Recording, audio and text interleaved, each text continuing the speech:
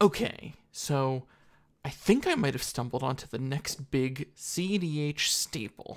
Some of you have seen in the latest set, Murders at Karlov Manor, the new Massacre Girl. Now, Massacre Girl, known killer, is definitely an upgrade from the previous version, at least when it comes to CEDH. I have been playtesting Massacre Girl as a package in the 99 of my Rayhan Crom CEDH list, and she has overperformed a lot. I would say that this is going to be really, really popular if you play in a meta that is very grindy, very creature-focused, combat-focused. This is going to be a crazy good tech card against Blue Farm, against Kinnan. I've paired her with a lot of cards that really enable this Wither draw engine, and it's always been insane when I get her onto the battlefield.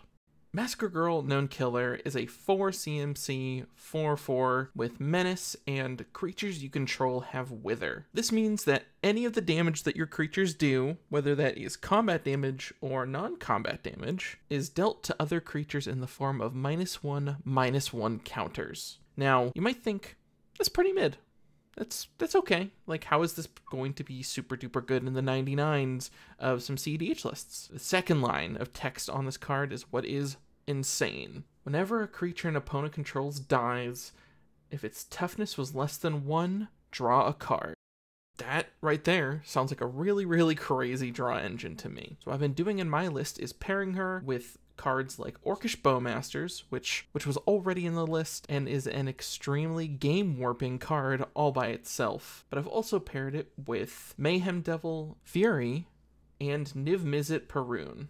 This allows us to have a very, very potent, almost punishment strategy inside the deck. A key part about this, specifically in Rayhan Crom, you can neoform Rayhan into Massacre Girl. Having another 4-drop that isn't just Talion, that is also its own kind of draw engine that we can pivot around, is just crazy good. Previously, I was on Consecrated Sphinx in my 6-mana slot, and the main reason for that was that Consphinx is castable if we draw it. Niv Mizzet obviously is not. It's a very hard to cast card, and I think that risk is worth it though, because of the synergy it has with Massacre Girl herself.